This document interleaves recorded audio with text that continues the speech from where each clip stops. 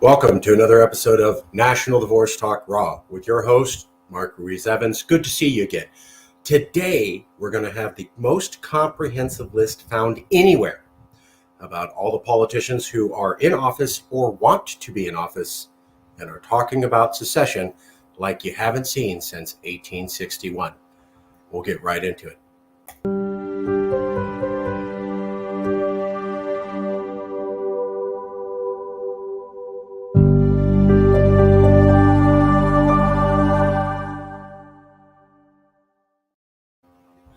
Well, welcome to another episode of National Divorce Talk Raw. I'm your host, Mark Ruiz-Evans.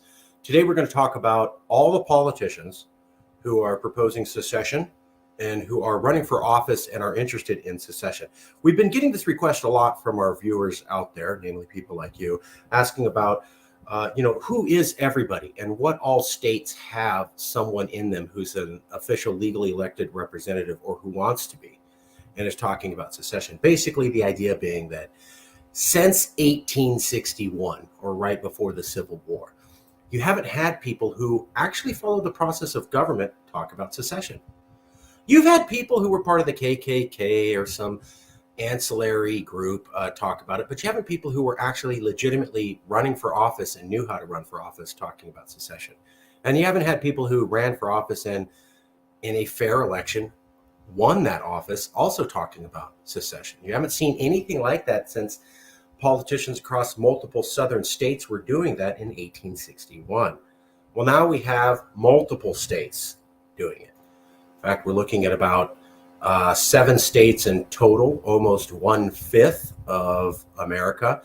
There are people who are running for office or are already elected and are talking about secession in the states of Florida, Wyoming, New Hampshire, Texas, Georgia, Arkansas, and Ohio, 7 states in total.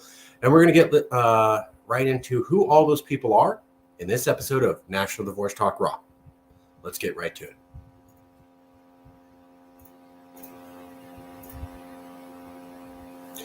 Well, the first person we want to talk about is Wyoming. So Wyoming has this is in Deseret News.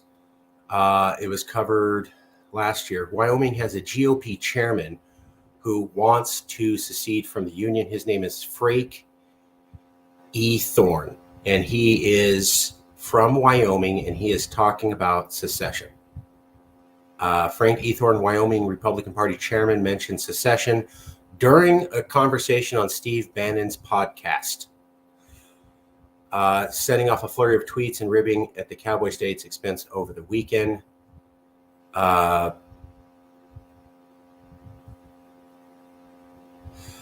We are straight talking, focused on the global scene, but we're also focused at home. Many Western states have the ability to be self-reliant, and we're keeping eyes on Texas too, and their consideration of possible secession, Thorne said, according to the Casper Star Tribune. So he has the Wyoming GOP chair. This man, Frank E. Thorne, has talked about secession. He's in Wyoming. Okay, let's go to the next one. Jason Mariner. Jason Mariner is from Florida, I believe. Let's check this out. Florida Republican Jason Mariner. So here you go. This is in the Daily Beast. Jason Mariner is from Florida, and he has talked about secession before.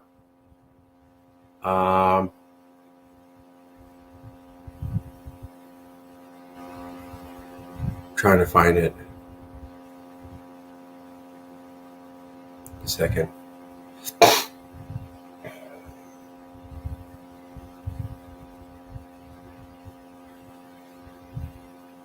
Well, anyways, this guy did talk about secession.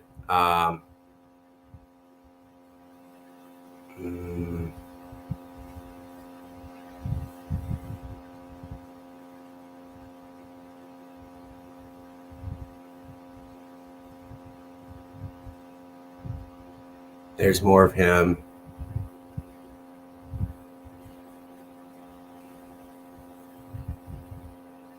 Yeah, this guy's something. He claimed the Civil War was about states' rights.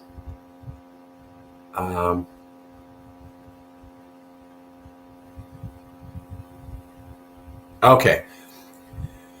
While discussing whether secession may be necessary along the Mason-Dixon line. So Mariner talked about if secession may be necessary along the Mason-Dixon line. But I think that's a good thing because they need to make an example out of you. This is unacceptable. We can't have behavior like this. We can't have. So this is Jason Mariner advocating for secession from Florida. Okay. The next one we'll go to is Ohio with J.R. Majewski. J.R. Majewski from Ohio. This came out recently.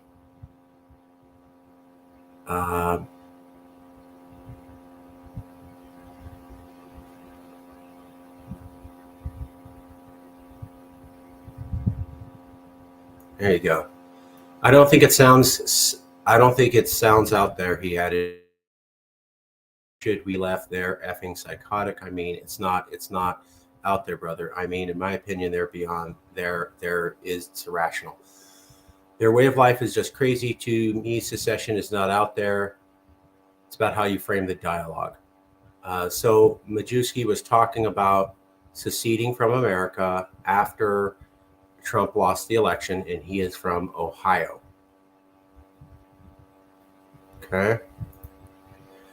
The next one is in New Hampshire. So this man's name is Mike Sylvia. He is from New Hampshire. He is an elected official, and he proposed secession for New Hampshire as an elected official. So he's an actual elected official, won an election, fair election, went to the New Hampshire government, and as an elected official proposed secession for New Hampshire. That's never happened, I think, since 1812 in New Hampshire. All right, here's the next one. In Texas, Lieutenant Daniel Miller, who's the head of the Texas Nationalist Movement, is running for lieutenant governor candidate. And I'm not fully sure, but I think lieutenant governor is as strong as the governor, or has. It's not like here in California. The lieutenant governor in Texas has real power. So here's another person, Daniel Miller in Texas. He is officially running for office in an election, and he is running as a secessionist for Texas. Here's another one. Kyle Biederman is a elected official in Texas, and he also proposed secession for Texas.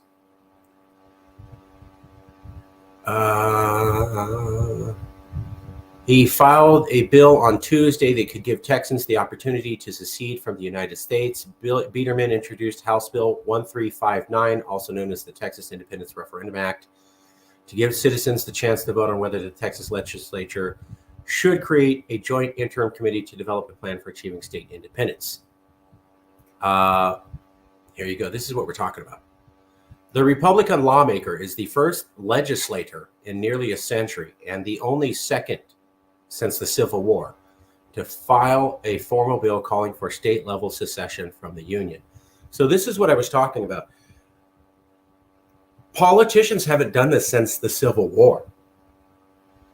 And here you can see, here's the proof. So no one's done this in over 100 years, and he's only the second guy to do this since the Civil War, and he's an official representative. So this isn't like something that happens every 5 days, or Texas occasionally does this. No officially elected, democratically elected official has actually walked through their government and tried to propose secession since basically the Civil War. And Biederman is not alone. Here is Mike Sylvia is also an elected official and did that. So that's the second time that an elected official has done this. And then here we go. Frank Ethorn is also an elected official. So I understand that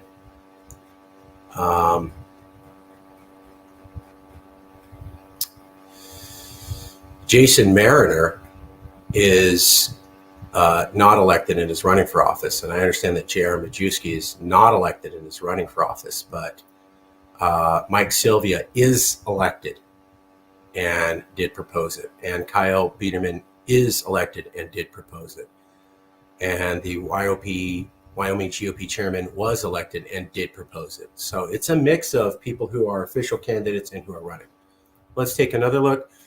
This guy is, wow, he's really my favorite, I have to say. So Neil Robinson Kumar is a Republican candidate in Arkansas, and he is a former law student, and he is running for Congress in Arkansas. And although he is half Indian, he is an advocate. Can't make this up. Even though he's half Indian, he is an advocate for separation and secession for white identity. I guess no one told him that Indians aren't white people, but hey, whatever. So this guy's half white, half minority like me. I'm Mexican, he's Indian, and white. And he is running for office in Arkansas and also talking about white identity and how they need to have a separate place for white people. And this is his whole essay to that. Yeah, I think that's kind of disgusting for a mixed race man to do this. I would never do that. But anyways, he also wants a separate country or secession, and he's in Arkansas. And Ted Cruz is an elected official. And Ted Cruz also talked about Texas may try to secede. So this happened last year.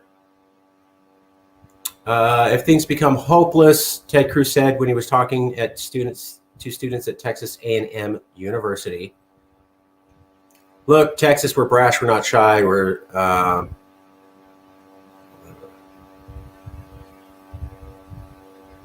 if they pack the Supreme Court, if they make D.C. a state, if they federalize elections and massively expand voter fraud, there may come a point where it's hopeless, Cruz said.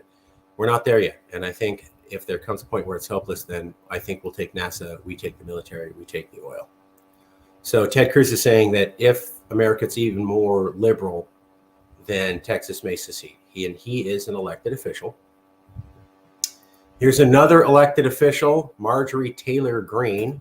Let's see if we can get this to load. Marjorie Taylor Greene, that's where I'm wearing the green tie, is also an elected official out of Georgia, and she has also talked about secession. All right, let's just do this.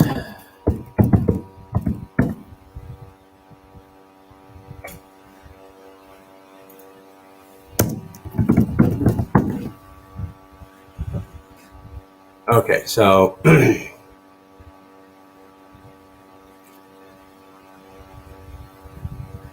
Marjorie Taylor Greene suggests national divorce. Okay, Marjorie Taylor Greene suggests national divorce. And then that was last year. So Marjorie Taylor Greene is an elected official out of Georgia talking about secession. Ted Cruz is an elected official out of Texas talking about secession. Kyle Biederman is an elected official out of Texas talking about secession. Mike Sylvia is an elected official talking about secession out of New Hampshire. And Frank Ethorn is an elected official talking about secession out of Wyoming. Now, I know Florida Republican Jason Mariner, Ohio Republican J.R. Majewski, Daniel Miller in Texas, and Neil Robinson Kumar in Arkansas are running for office and have not won office. But Marjorie is an elected official. Ted is an elected official. Kyle is an elected official. And Frank Ethorn is an elected official. And Mike Sylvia is an elected official. And all of those people have been talking about secession. And as we saw the quote before, like nobody's, there you go. Oh, no. One of these groups we had a quote here that talked about how nobody's really proposed secession as an elected official in 100 years. There you go. And that's the point of this show, is that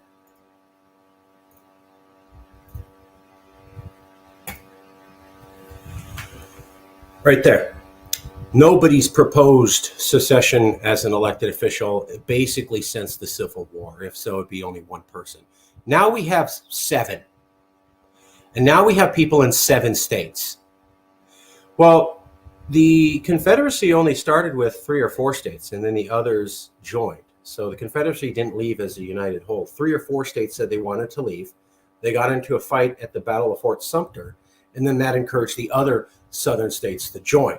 So the original Confederacy was not the giant conglomeration that you saw. It was only a few states, and then when the federal government started shooting at them and they shot back, then other southern states joined. So we actually have more states interested in secession today than the number of states interested in secession in 1861. We have more states interested in secession today, or talking about it with representatives or soon to be elected, possibly elected representatives, than we did in 1861. Now, does that mean the Civil War will happen? No, but it does mean that it's worth pointing out that it's been basically 100 years since anyone's talked about secession as an elected official. It's been basically 160 years since people seriously did it. Now we have 4 or 5 elected officials since the first time since the Civil War talking about secession. And we have people in 7 different states who are running for office or in office, holding office, also talking about secession. And that's also something you have not seen since 1861 in the Civil War.